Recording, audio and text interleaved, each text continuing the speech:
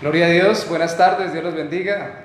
Iniciamos hoy una segunda carta en devocional virtual para que tengamos otro ciclo por lo menos de 21 días también estudiando la palabra de Dios. Vamos a iniciar con una carta que es caracterizada por el gozo. Le llaman muchos teólogos, si Primera de Pedro le llaman la carta escrita a los cristianos en sufrimiento, la carta a los filipenses es llamada la carta del gozo, desde la cárcel o desde el encarcelamiento.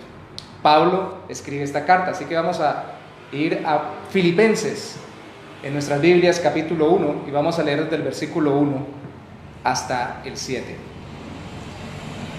Iniciemos leyendo los primeros dos versículos. Dice: Pablo a Timoteo, siervos de Jesucristo, y Timoteo, siervos de Jesucristo, a todos los santos en Cristo Jesús que están en Filipos, con los obispos y diáconos, gracia y paz a vosotros de nuestro Padre y del Señor Jesucristo.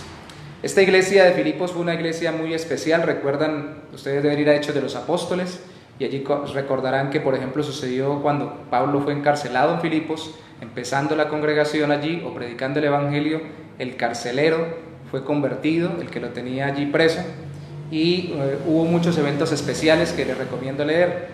Filipos era una ciudad, lógicamente del Imperio Romano, pero al mismo tiempo está junto con Pablo escribiendo Timoteo, y más adelante veremos que Pablo estaba encarcelado.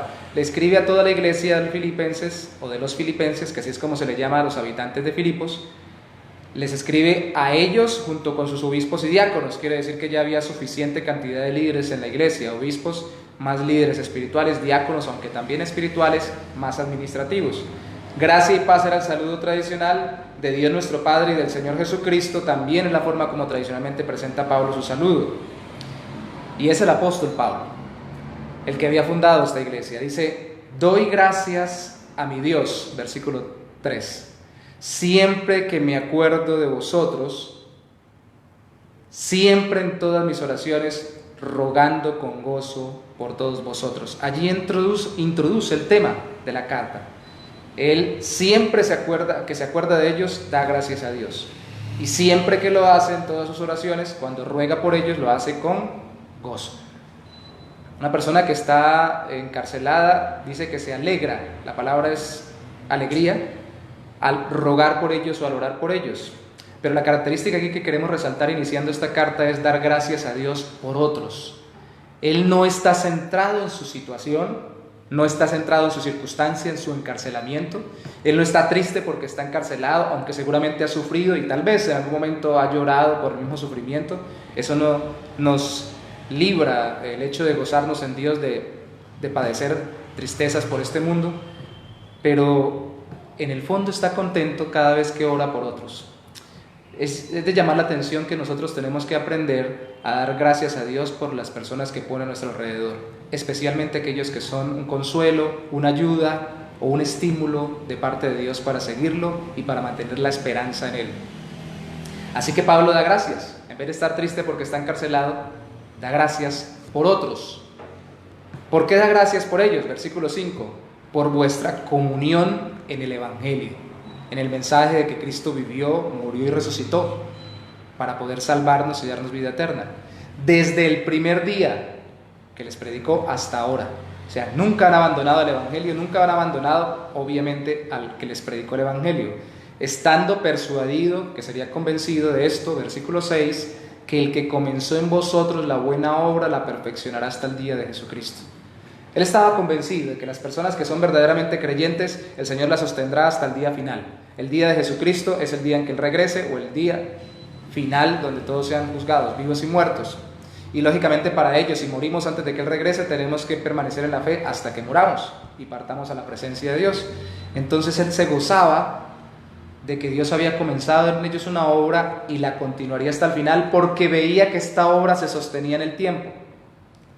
Dice: como me es justo, dice el versículo 7, sentir esto de todos vosotros, o me es apenas lógico, sería nuestro idioma, sentir esto de ustedes, por cuantos tengo en el corazón. Ustedes los llevo en mi interior, y en mis prisiones, y en la defensa, y en la confirmación del Evangelio.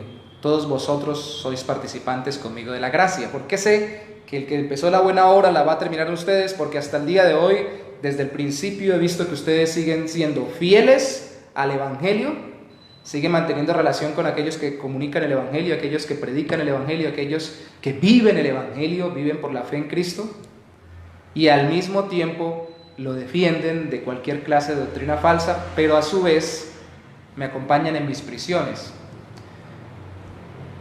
Algunos han dicho que en las cárceles, en los hospitales, en los problemas, en las dificultades es cuando se conocen realmente los que son amigos.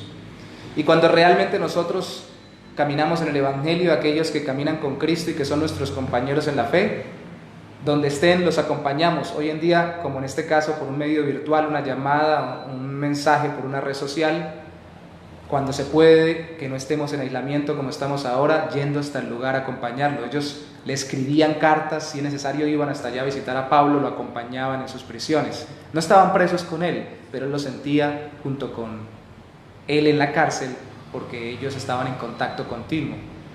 Sois participantes de la gracia. La misma obra de Dios que está en mí está obrando en ustedes. Usted puede encontrar a alguien, yo puedo encontrar a alguien hoy para darle gracias a Dios, para dejar de estar mirando las circunstancias que estoy viviendo. No estamos en una cárcel por predicar el Evangelio, pero estamos aislados. Estamos en nuestras casas recluidos por una prevención, una norma preventiva sanitaria por una pandemia a nivel mundial. Pero podemos dejar de centrarnos en nosotros mismos por un instante y disfrutar de la alegría de Dios cuando dejamos de pensar tanto en nosotros y empezamos a dar gracias a Dios por aquellos que comparten el Evangelio, aquellos que con nosotros caminan con Dios, aquellos que oran por nosotros, aquellos que nos predican el Evangelio, aquellos que nos dan mensajes de esperanza, aquellos que se comunican con nosotros. Empezamos a orar por otros y nos damos cuenta que no estamos presos, aunque estemos confinados a un lugar. Más adelante Pablo diría que la palabra de Dios no está presa, aunque nosotros estemos confinados a un solo sitio. ¿Quiere sentirse libre? ¿Quiere sentirse gozoso?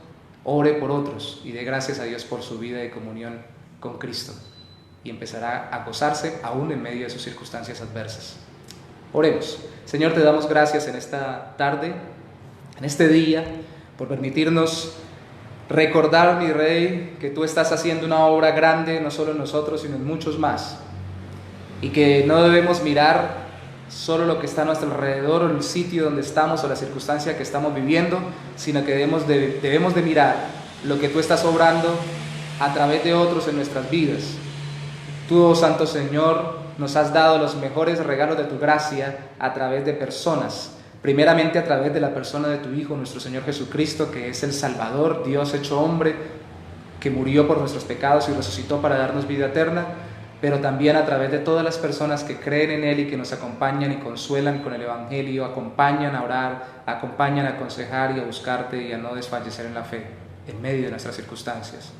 E incluso con las demás personas, que aunque no conozcan de Cristo, Señor, son un consuelo que tú pones a nuestro lado conforme a tu gracia común, cuando ellos se acuerdan de nosotros, nos colaboran, nos ayudan, nos consuelan. Señor, enséñanos a gozarnos y a dar gracias por otros. Te bendecimos, Señor, en esta tarde, en el nombre de Jesús. Amén. Dios los bendiga. Nos vemos a las 3 de la tarde todos los días.